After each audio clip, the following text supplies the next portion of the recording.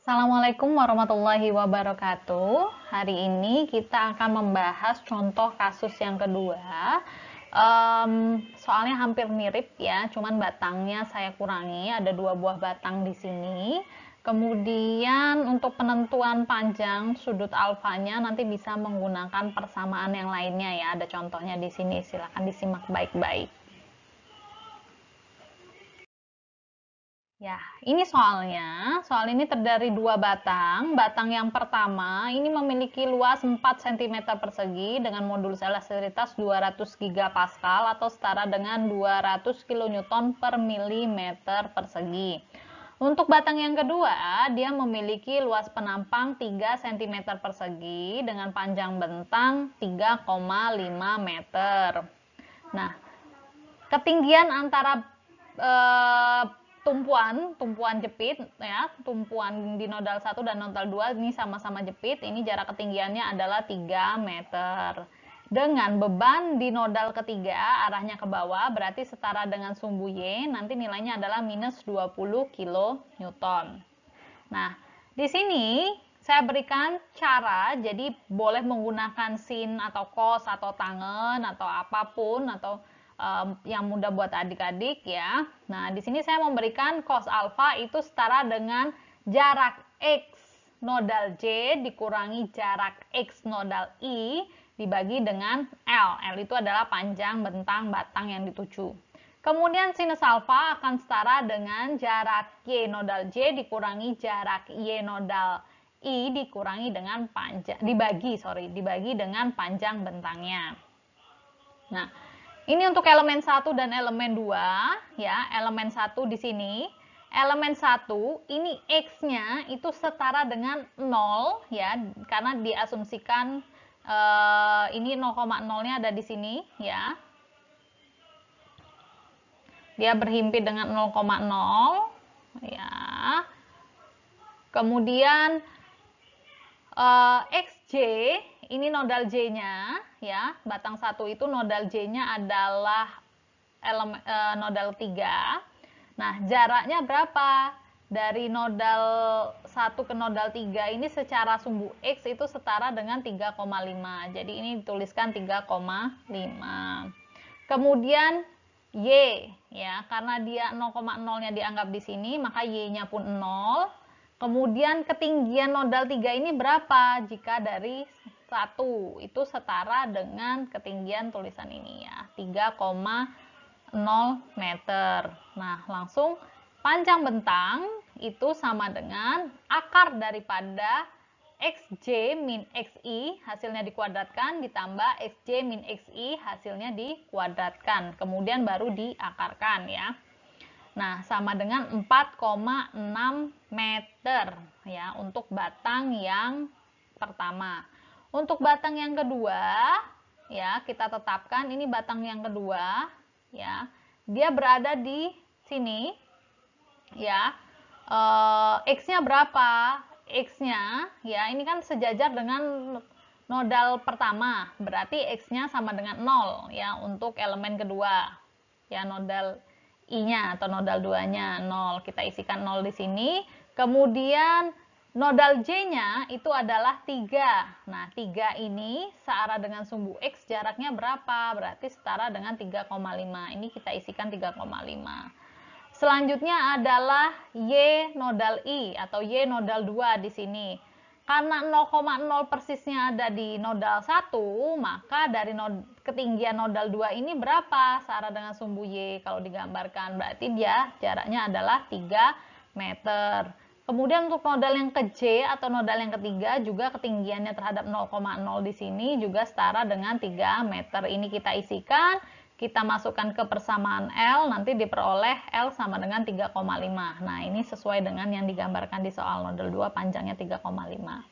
Selanjutnya, kita menghitung cos alfa dan sin alfa. Ini langsung dimasukkan ke dalam persamaan aja. XJ min XI dibagi L untuk cos alfa, YJ min YI dibagi L itu untuk sinus alfa. Nah, ini dimasukkan ya nilai-nilainya.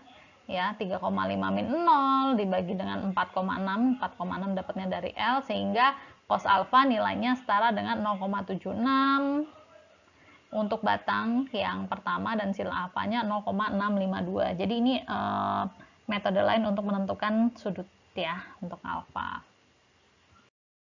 Ya, selanjutnya kita akan menghitung matriks kekakuan lokal. Di sini matriks kekakuan lokalnya berarti untuk dua elemen, yaitu elemen 1 dan elemen 2. Rumus matriks kekakuan lokal adalah AE per L, nanti diisi di dalamnya adalah matriks 4 kali 4 ya. Karena dia terdiri dari, tiap batang itu terdiri dari dua nodal dengan dua perpindahan, sehingga matriks kekakuan lokalnya pasti 4 kali 4. Nah, ini adalah matriks kekakuan lokal elemen 1, tinggal diinputkan aja AE per L, jangan lupa plus minnya. Dan ini adalah matriks kekakuan lokal elemen 2, jangan lupa plus dan minnya juga. Nah, kita akan menghitung matriks transformasi. Tadi sin dan cos alfanya untuk elemen 1 dan elemen 2 sudah kita hitung dari slide yang sebelumnya. Ini tinggal di copy paste-kan saja ke dalam persamaan ini ya. Nanti akan dipergunakan untuk menghitung kekakuan global. Kekakuan global itu persamaannya adalah matriks T transpose dikalikan kekakuan lokal dikalikan dengan matriks transformasi. Nah, ini matriks ke matriks transformasi yang biasa, ini matriks transformasi yang ditranspose ya. Nah, selanjutnya adalah menghitung kekakuan globalnya, jadi dikalikan T transpose kalikan kekakuan lokalnya dikalikan dengan matriks T. Untuk matriks kekakuan global elemen yang kedua ya, yaitu matriks T transpose dikalikan dengan matriks kekakuan lokal dikalikan lagi dengan matriks T ya. Ini akan menghasilkan nilai matriks kekakuan global ya, ini untuk elemen 1 dan ini untuk elemen kedua. Nah, untuk elemen yang kedua sebenarnya alfanya tidak perlu dicari karena dia itu kan sejajar atau berhimpit dengan sumbu global ya. Batang 2 itu berhimpit dengan sumbu global X global, sehingga alfanya itu akan setara dengan 0. Kalau alfanya sama dengan 0, kekakuan lokal akan setara dengan kekakuan global ya. Nah, selanjutnya, ini kita susun dia menjadi matriks kekakuan struktur. Ini boleh mengikuti step yang ada di buku Pak Bambang Suhendro ya. Kita susun dulu U1, V1, U2, V2, U3, dan V3. Jadi di copy paste ya, isi-isi di dalam sini dipindahkan ke dalam matriks kekakuan strukturnya. Misalkan ini U1, V1 ya. Dicop ini langsung copy paste ke sini. Terus U3, V3 kolomnya U1 V1 ya, berarti ini akan mengisi nilai di sini. Nah, kemudian ini berapa? Ini barisnya U1, kolomnya U3. Oh, berarti akan ngisi sini. Ini akan mengisi sini ya. Nah, itu. Jadi ini silakan diikuti entah metode saya, soal saya yang pertama atau soal saya yang kedua ya. Nah, sekarang kita masuk ke tahap mendefinisikan matriks gaya maupun matriks deformasi. Nah, kita lihat soalnya dulu. Di soal ini nodal 1 dan nodal 2 ini adalah tumpuan jepit. Berarti jepit itu bisa menahan semua gaya, baik vertikal maupun horizontal. Maka kita cari gayanya di sini. Nah, di F1, G1, F2, dan G2 ini kita definisikan gaya yang akan kita cari adalah Rx1, Ry1, Rx2 maupun Ry2.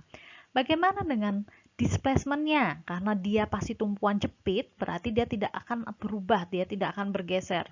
Oleh sebab itu kita isi notasinya dengan nilai 0. Kemudian untuk nodal 3 ini terletak bebas. Ya. Tidak ada tumpuan sama sekali di sini, sehingga U3 dan V3-nya pasti kita cari. Nah, untuk gayanya bagaimana? Untuk matriks gayanya, di sini searah dengan sumbu X di nodal 3 ini tidak ada gaya. Maka kita tuliskan 0 ya. Nah, tidak akan mungkin F3 dicari, U3 juga dicari. Tidak akan mungkin. Pasti salah satunya sudah diketahui ya. Maka ini kita tuliskan F3-nya sama dengan 0. Nah, selanjutnya di nodal 3 ini juga ada gaya ke bawah sebesar 20 kN dan ini searah dengan sumbu Y. Akan tetapi dia bernilai negatif karena berlawanan arah dengan arah Y positif ya, sehingga kita berikan nilainya minus karena dia arahnya ke bawah. G3 sama dengan minus 20. Selanjutnya ini kita susun dia dalam bentuk sebuah susunan matriks K ya, matriks U dan matriks F. Nah, di sini sudah dikelompokkan menjadi seperti ini di rearrangement. Yang ditanyakan mana sih UU-nya ini? UU-nya setara dengan U3 V3. Maka di baris bawah ini juga harusnya dituliskan U3 V3. Nah, yang ini nggak perlu digunakan ya. Ini nggak perlu kita gunakan. Ini boleh dinolkan sama adik-adik atau nggak boleh untuk tidak diisi. Ya, selanjutnya kita mengisi matriks C ini atau setara dengan matriks K21. K21 itu apa? Barisnya di sini adalah U3V3 ya, U3V3 atau setara dengan UU. Kolomnya di sini adalah U2V2, U1V1 boleh. Nanti atau adik-adik mau mengurutkannya adalah U1V1, U2V2 juga boleh. Jadi terserah, yang penting nanti notasi di dalam ini juga berurutan ya. Jika ini U2V2 maka ini ya R2 RY2 juga. Kalau di atas ini adalah U1V1 maka di sini RX1 RY1. Jadi tetap harus menyesuaikan ya nodalnya dengan urutannya. Nah, tadi kita sudah menghitung matriks displacement-nya, yaitu U yang dicari atau nilai UU itu akan setara dengan K11 ya. UU di sini ya, UU di sini akan setara dengan K11 di inverse dikalikan dengan matriks gaya. Nah, kalau mau mencari matriks gaya, yaitu reaksi yang terjadi di tumpuan, yaitu di nodal 1 maupun di nodal 2, yaitu mencarinya adalah dengan cara K21 itu dikalikan dengan matriks UU ya. K21 itu dikalikan dengan matriks UU akan setara dengan matriks gaya di tumpuan, yaitu di nodal 1 dan nodal 2. Itu dihitung matriks gaya batang di tiap elemen lokalnya ya. Berarti F itu akan setara dengan matriks transformasi dikalikan kekakuan global dan dikalikan matriks displacement global elemen pertama. Kalau itu yang ditanya adalah elemen pertama. Kalau ditanya elemen kedua sama saja, tinggal notasi elemen-elemen ini ya, yang notasi 1 itu diganti dengan 2. Oke, seperti itu. Nah, apabila kita menggunakan Excel untuk pengerjaannya, maka mencari persamaan inverse itu caranya gimana? Ini ketik M inverse ya. Misalnya kita mencari displacement UU, ya UU itu adalah K inverse dikalikan matriks gaya. Nah, caranya menginverse perintahnya adalah diketik M inverse, matriksnya apa di blok ya. Kemudian kalau perkalian matriks itu gimana? Misalkan matriks T kali U itu dengan M mol T kali U ya. Kemudian kalau ini T transpose dikalikan kekakuan lokal ya, berarti ini kemudian hasilnya akan dikalikan lagi dengan matriks transformasi lagi. Ini caranya yang di atas, berarti M mol ya. Pada saat kita mencari kekakuan global ya, ini M mol buka kurungnya 2 kali, M mol buka kurung lagi transpose dari matriks T-nya ini dikalikan kelakuan lokal, terus kemudian ditutup kurungnya, kemudian titik 2 itu dikalikan dengan matriks T ya. Nah, ini untuk mencari kekakuan global dengan Excel. Kemudian matriks gaya elemen lokal TKU itu caranya juga hampir sama dengan matriks kekakuan global, yaitu M mol buka kurungnya 2 kali, M mol kali matriks T dikalikan dengan matriks kekakuan global, ditutup kurung, kemudian titik koma dikalikan dengan matriks U-nya ya. Dah, ini mencari. Nah, caranya seperti di atas untuk mengalihkan matriks atau menginverse matriks, tapi nilai tersebut tidak akan langsung muncul seketika itu juga, harus diperintah ya. Caranya adalah tekan F2, setelah itu kontrol Shift dan Enter secara berbarengan setelah tekan F2 di drag ya. Nah, kemudian ditekan Ctrl Shift dan Enter secara bersamaan, nanti pasti akan muncul nilainya. Oke. Assalamualaikum warahmatullahi wabarakatuh.